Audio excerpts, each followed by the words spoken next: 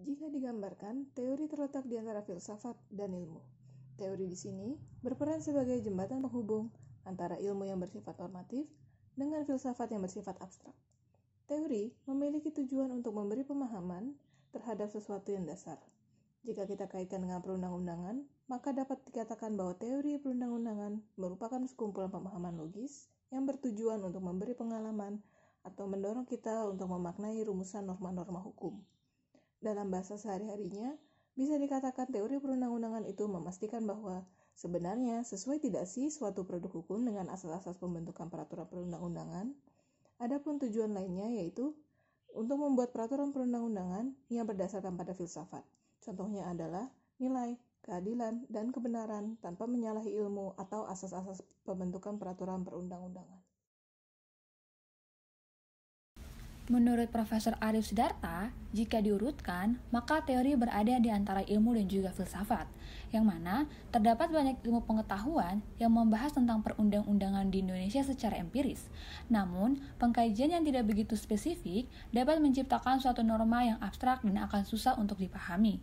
Sehingga, dibutuhkanlah suatu teori yang akan membantu kita untuk memahami secara mendalam terkait sebuah norma hukum. Dan apabila teori tersebut diterapkan dalam perundang-undangan, maka yang akan kita dapatkan yaitu suatu pemahaman yang akan memahami terkait pertama, rumusan norma-norma hukum, kedua, apakah norma hukum sesuai dengan asas, dan yang ketiga, apakah norma hukum telah sesuai dengan prinsip. Karena tujuan dari teori perundang-undangan adalah untuk membuat norma yang berdasarkan filsafat, namun tidak menyalahi asas-asas pembentukan peraturan perundang-undangan. Sekian dan terima kasih. Dari Niansel dari kelas teori perundang-undangan A akan menjelaskan apa pemahaman saya tentang teori perundang-undangan.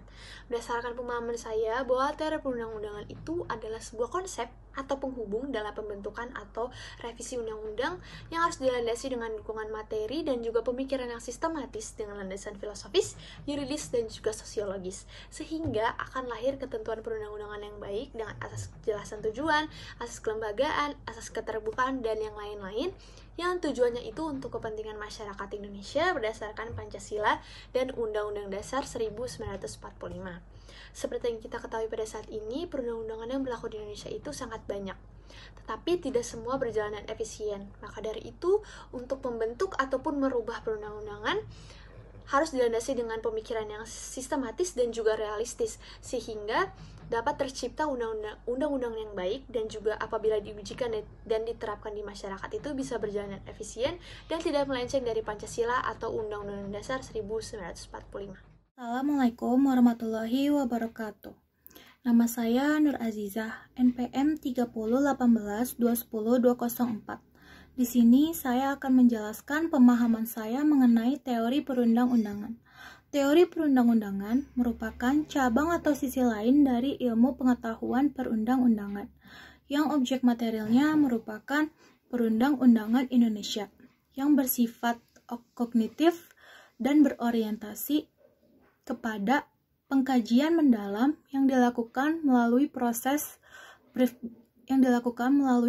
berpikir sehingga menimbulkan kejelasan dan pemahaman yang bersifat mendasar. Dari situlah lahir suatu doktrin yang dapat dipertanggungjawabkan dan masuk akal secara teori untuk membentuk suatu peraturan negara. Wassalamualaikum warahmatullahi wabarakatuh.